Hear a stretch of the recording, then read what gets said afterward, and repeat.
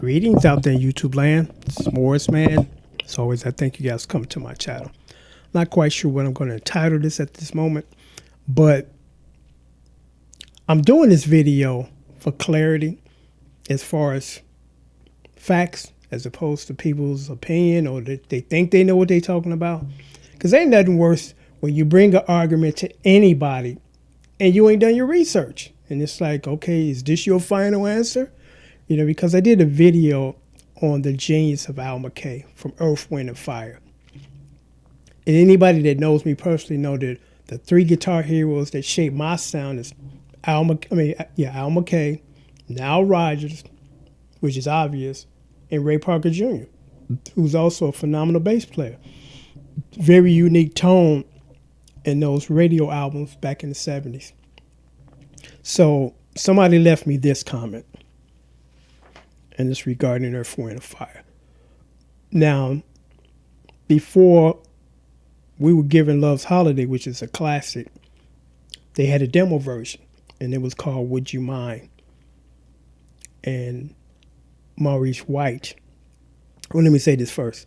So this guy, this is his statement regarding that demo song. It was never entitled Would You Mind? Could you say Johnny Graham? And I'm saying to myself, let me go, because I know where it was. I said, let me go in the garage and dig through these boxes and get this Earth, Wind & Fire CD. This was like a special commemorative one. And right here it says, number 12, Would You Mind? Demo version of Love's Holiday, which this guy claimed that it was never entitled that. You guys can see it for yourself. There it is. See it, read it for yourself. I'm not making this up, and I knew what I was talking about, but apparently he didn't know what he was talking about. And then he left a comment also, can you say Johnny Graham? Now, the video was about the genius of Al McKay. It wasn't about Johnny Graham, you know, and I'm going to say this, and I don't want this to come off as negative or being disrespectful, because it's not, it's just the truth. And I interviewed or surveyed my band members and other guitar players, and you know, when you talk amongst each other, you talk about your heroes. You know, who are the people that got you here?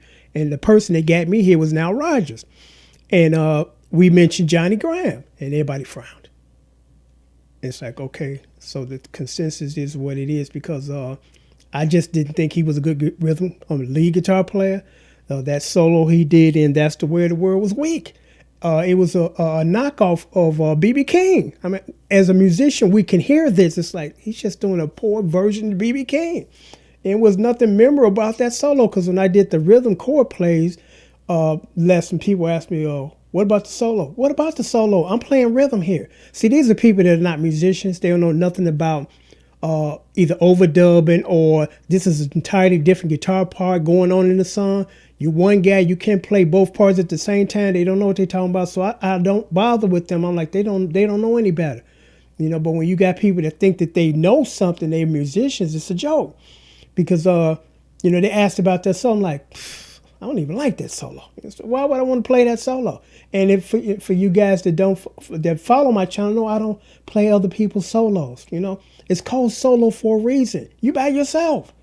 You know, but the other guitar player who was the first one, I think his first name was Roland. He was a phenomenal guitar player, especially lead guitar stuff. It's like, whoa, you know. But I guess Maurice White must have really liked Johnny Graham because he wasn't really effective. And we looking at musicians that are world class. All these guys, Verdine, you know, Al McKay, all those other guys, Larry Dunn. These guys were giants. And to have somebody in the midst that not even close to them, it's like, that's kind of unusual. But maybe it's you know, a love thing. As far as I love this guy and I want him in here, whether he's up here with us or not. You know, but that's what made him stand out in not so flat in a flattery way, because all these other guys are way up here and he's here. Because Bon Jovi did an interview where they said that they had to get rid of their first bass player because he wasn't cutting the mustard. He wasn't as good as the rest of them. It's like, well, that's understandable, you know. And it's a sad thing to have to do to you know, cut people out. But when they have to be cut out for the betterment of the entire band, you know, things have to be done. But It's just interesting when you got people that don't know what they're talking about and they want to debate you. It's like, dude, do your research first before you bring this argument to the table, before you get laughed out of here, because you will get laughed out of here because you don't know what you're talking about. This is not just go by what Morris Man said and believe him. Here's the proof, okay? Here is the proof.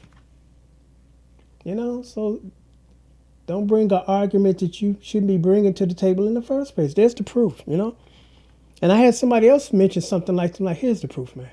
Here is the proof, tangible proof, not just going by what Morris Man's saying and believe him, he's a musician. No, don't believe him. Do your research so you can come to the same conclusion as everybody else.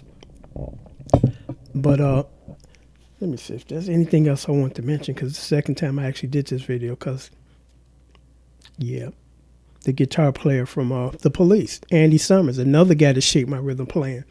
He's a phenomenal rhythm player, not a good lead player, I seen one of their concerts, and somebody left a comment. They said, he's a great rhythm player, but he's struggling on lead, and he was, And this is another thing I want to mention about Johnny.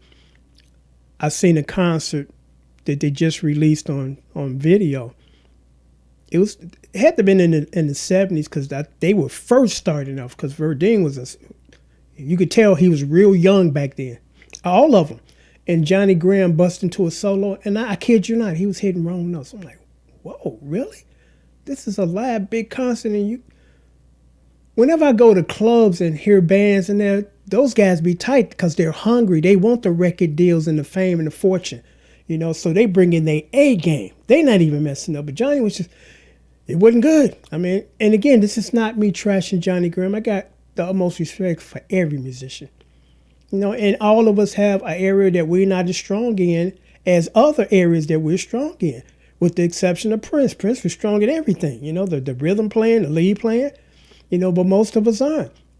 I'll be the first to tell you, I can do lead, and I've done lead, and I do lead, but I don't do it that much because that's not my forte. I'm petrified of hitting a wrong note on stage. That's why when I was given solo duties, I would, the night before, polish it, make it tight, make it right, then perform it the next day. Because I don't want to go out there and make a fool of myself. I don't.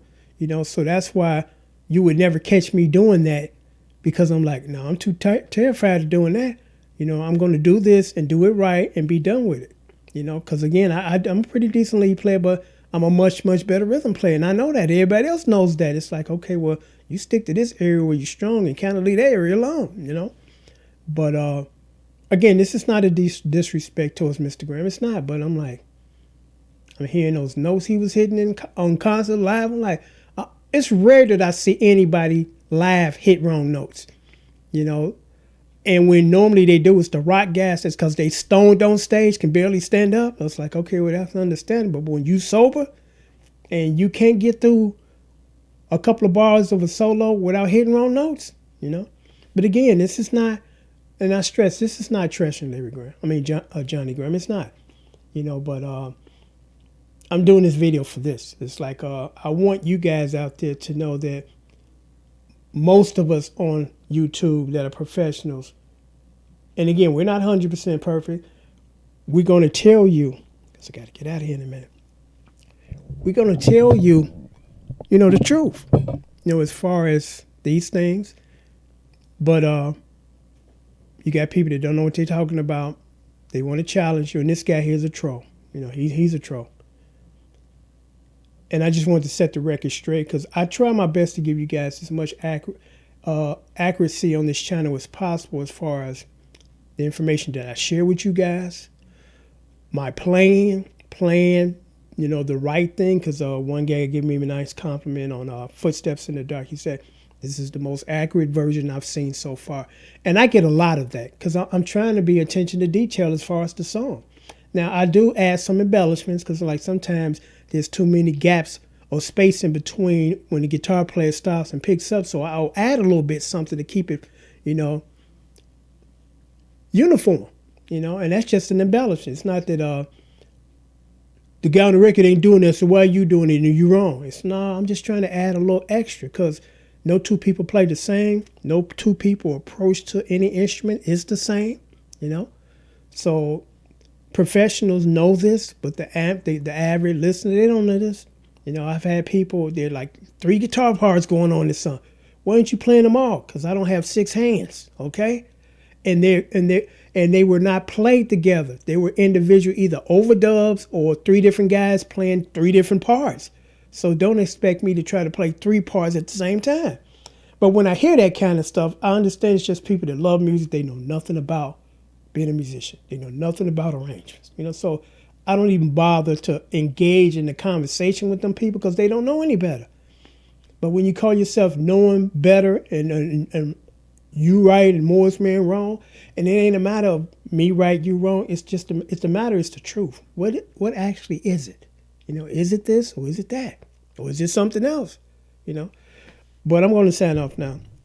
I just thought I would post this kind of video because, again, this is for the people that need to hear the truth, as opposed to this guy here don't know what he's talking about and I'm going to believe him, and then I'm going to sign off because I got to get out of here. We first heard this when it came to the COVID vaccine. I'm not taking that. Why not? Tuskegee. What does that got to do with this? Explain that to me. And the people that say they can't. And the reason why they can't, because they don't know. They won't listen to somebody else. Oh, that guy said Tuskegee, so I'm going to jump on board with that. And I ain't going to take the vaccine.